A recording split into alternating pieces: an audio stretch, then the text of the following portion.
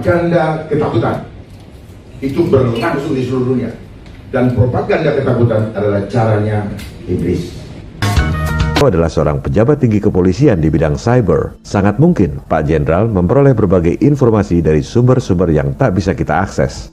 Rekayasa kehidupan ini bertujuan merubah makna dan perilaku hidup umat manusia. Anda akan dibikin jadi seperti barang atau binatang.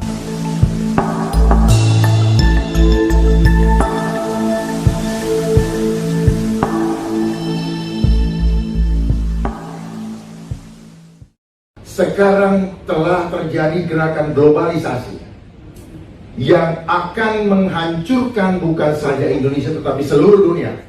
Catat ini, seluruh dunia. Jadi, bukan cuma Indonesia yang akan dihancurkan, tapi semua negara di dunia, termasuk Amerika, Cina, Jepang, dan lain-lain. Apa buktinya? Lihat tabel utang semua negara di dunia. Anda buka situs nationaldebtclocks.org. Utang Indonesia nggak ada di situ. Anda cari di sumber lain yang kredibel, statistik utang Indonesia yang diterbitkan oleh Bank Indonesia. Anda ketik satu persatu, dibuatkan tabel. Tabel seperti ini tak ada di Google atau internet. Anda harus membuatnya sendiri. Negara pengutang terbesar di dunia adalah si adik kuasa Amerika, kedua Jepang, ketiga Cina, yang katanya macan perekonomian Asia. Semua itu adalah ilusi, jebakan Nekolim. Negara-negara maju itu utang pada siapa? Siapa yang lebih kaya dari negara-negara maju sehingga bisa kasih utang pada negara-negara maju? Cara bekerjanya globalisasi ini sudah sejak dulu, dan dia punya organisasi yang begitu kuat, bukan negara, non-state actor. Kekuatan besar itu adalah bagian daripada mereka yang elit-elit global yang ingin menguasai dunia ini. Indonesia utangnya kelihatan kecil dibanding Amerika, Jepang, dan Cina. Apa dampaknya? Lihat APBN 2020, anggaran buat bayar bunga utang saja 295 triliun rupiah.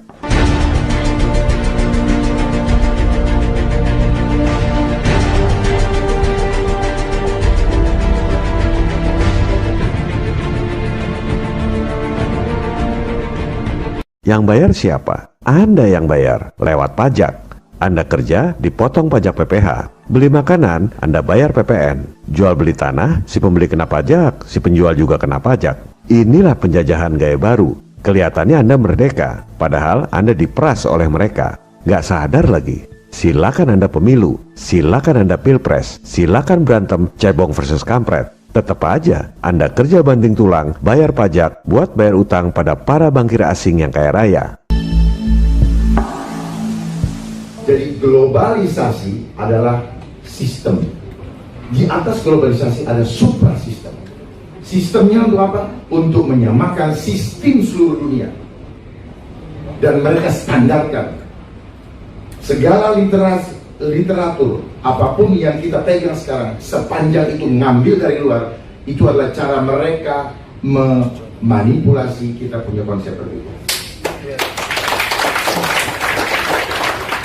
Tujuannya cuma satu, totally control. Globalisasi sistem, di atas globalisasi ada yang namanya suprasistem, yang mereka tidak pernah munculkan, cari di Google tidak akan dapat. Karena memang disembunyikan. Ini adalah rencana terakhir. Adalah apa? Life engineering. Coba boleh dicatat, tidak ada. Di situ hanya social engineering. Jadi life engineering, kenapa? Kehidupan kita pribadi ini yang akan di-engineer. Kenapa? Kita bukan barang, tetapi mereka mau bikin kita seperti barang. Jadi ujung-ujungnya adalah life engineering. Seperti apa life engineering? Semua kehidupan kita mau dikontrol. Perilaku kita berubah menjadi manusia yang tidak lagi menjadi manusia yang sejati atau makhluk luhur akhlaknya, tetapi kita akan dibuat seperti robot. Tidak punya cipta, tidak punya karsa, tidak punya rasa. Kenapa? Kita akan di-lock dengan sistem. Jadi gak bisa keluar dari sistem. Dan suatu saat ini akan dipasang chipnya di badan kita. Itu pasti. Pasti. Kalau yang bilang tidak pasti, kita dibohongin. Pasti itu. Ya, saya mengajak kita untuk melihat ke depan. Karena kalau kita melihat ke depan, kita tahu apa yang akan terjadi di sana. Kita bisa membuat langkah-langkah strategis untuk menghadapinya.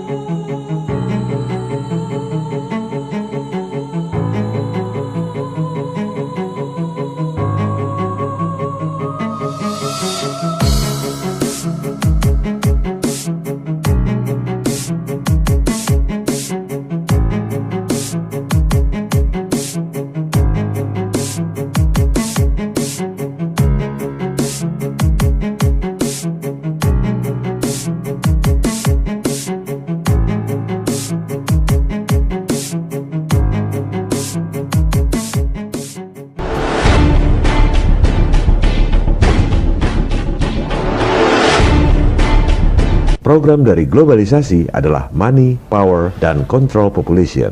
Dengan menguasai moneter dan bisnis global, memiliki banyak uang digunakan untuk menciptakan kekuasaan di atas negara-negara di seluruh dunia yang kemudian digunakan untuk mengontrol penduduk dunia.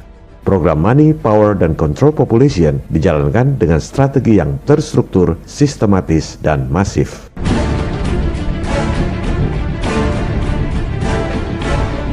Programnya adalah Money, Power, dan Control Population. Money, dia sudah kuasai sistem ekonomi dunia.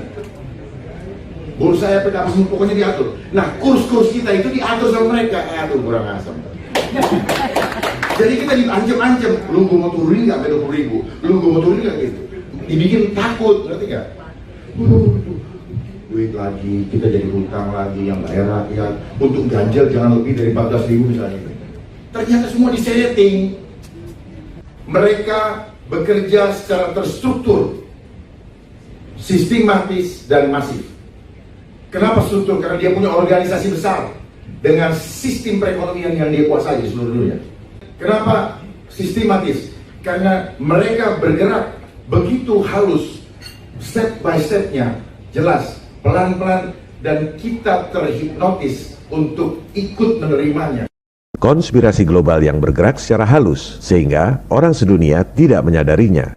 Pernyataan ini senada dengan pernyataan Presiden John F. Kennedy tentang konspirasi tersembunyi yang merugikan umat manusia sedunia. Bagi yang mengatakan konspirasi adalah teori, harap pasang telinga yang baik untuk mendengar pernyataan Presiden John F. Kennedy. For we are opposed around the world by a monolithic and ruthless conspiracy that relies primarily on covert means for expanding its sphere of influence.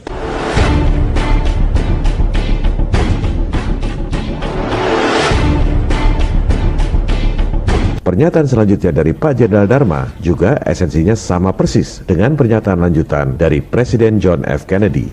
Kemudian masif, karena mereka semua bergerak di seluruh dunia, di dalam seluruh sendi kehidupan, tidak ada yang lolos. Modus operandi yang sama juga dijelaskan oleh Presiden John F. Kennedy. It is a system which has conscripted vast human and material resources into the building of a tightly knit, highly efficient machine that combines military, diplomatic, intelligence, economic, scientific, and political operations.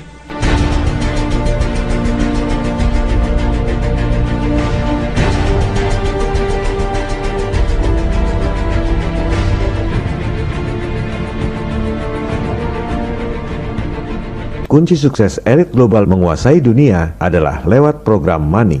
Caranya dengan menguasai bank-bank sentral di dunia. Bank sentral adalah lembaga yang punya hak monopoli mengedarkan uang di suatu negara. Bank sentral di negara-negara maju adalah swasta. Bank sentral modern pertama di dunia, Wissel Bank of Amsterdam, didirikan tahun 1609 milik swasta. Bank of England didirikan tahun 1694 juga swasta. Bank of France didirikan tahun 1716 swasta juga. Waktu itu belum ada elit global. Rothschild mulai berkiprah tahun 1769. Ia kemudian sukses mengakuisisi bank-bank sentral swasta yang sudah ada di Eropa. Dari situlah elit global memiliki kekayaan yang luar biasa. Kenapa? Karena mereka punya hak monopoli untuk mengedarkan uang dengan modal dengkul. Pasca 1945, sistem moneter global ini diterapkan secara terstruktur, melibatkan organisasi besar seperti World Bank, IMF, dan lain-lain. Kemudian dilakukan secara sistematis. Mereka ajarkan sistem yang zolim ini di semua sekolah di seluruh dunia, sehingga semua sarjana ekonomi, semua doktor, semua profesor menganggap sistem yang zolim ini adalah sistem yang benar. Dan elit global melakukan ini secara masif, diterapkan di semua negara di dunia. Dengan underball-nya bergerak secara masif, tujuannya cuma satu, totally control.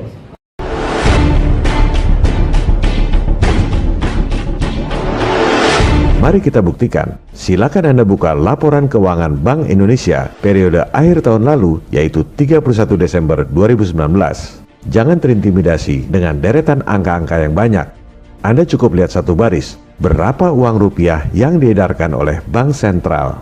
793 triliun rupiah. Bank membukukannya di bagian liabilitas. harus ada lawannya di bagian aset. Apa dasar bank sentral mengedarkan uang? Karena pendidikan di sekolah, kebanyakan orang akan bilang dasarnya adalah emas. Mari kita buktikan berapa aset emas yang dimiliki oleh Bank Indonesia. Hanya 53,4 triliun rupiah. Omong kosong kalau dibilang nyetak duit dasarnya emas. Itu aset emasnya 0 rupiah pun tetap saja bisa mengedarkan uang 793 triliun rupiah. Lantas apa dasarnya? Lihat baris di bawahnya. Dasar untuk menerbitkan uang adalah surat berharga alias bond, cash bond. The name's Bond. James Bond.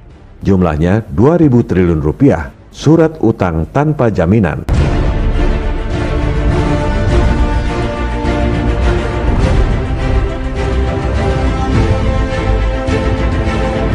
Kalau pemerintah defisit, terbitkan surat utang alias cash bond. Bank sentral terima surat utang pemerintah, ditaruh di bagian aset.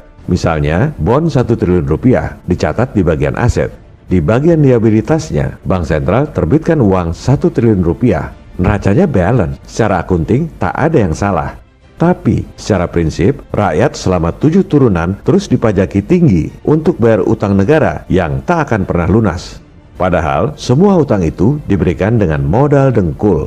Inilah contoh program money yang dilakukan dengan strategi terstruktur, sistematis, dan masif. Dan ini bukan cuma terjadi di Indonesia, di Amerika juga sama. Silakan Anda lihat laporan keuangan Bank Sentral Amerika, Federal Reserve Bank.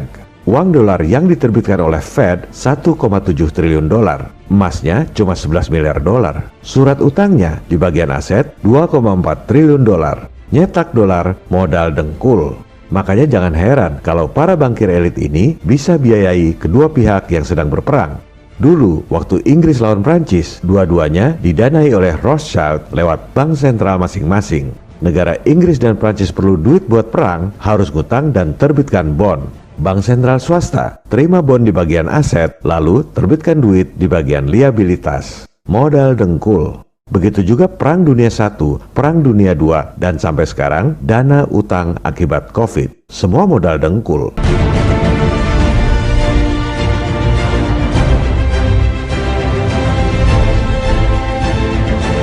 Sampai kapan umat manusia di dunia sadar telah dikadali oleh sistem yang zolim yang diajarkan di semua sekolah di dunia dan dipropagandakan oleh semua media massa?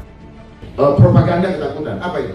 Itu 9/11 itu propaganda, ISIS itu propaganda, dan teroris yang ada di dunia juga propagandanya mereka, dan mereka gunakan itu dan ada yang dibayar, disetting, ada yang memainkan. Sekali lagi, saya membuat resensi buku Indonesia dalam Rekayasa Kehidupan ini atas inisiatif saya sendiri karena meyakini bahwa esensi buku ini harus dipahami oleh kita, anak-anak bangsa, untuk membela negara dan masa depan kita sendiri. Besar hati kita melihat ada seorang pemimpin yang berani menentang kezaliman global untuk membela rakyat. Semoga makin banyak para pemimpin kita yang berkualitas seperti Jenderal Bintang 3 ini, Bapak Dharma Pongrekun.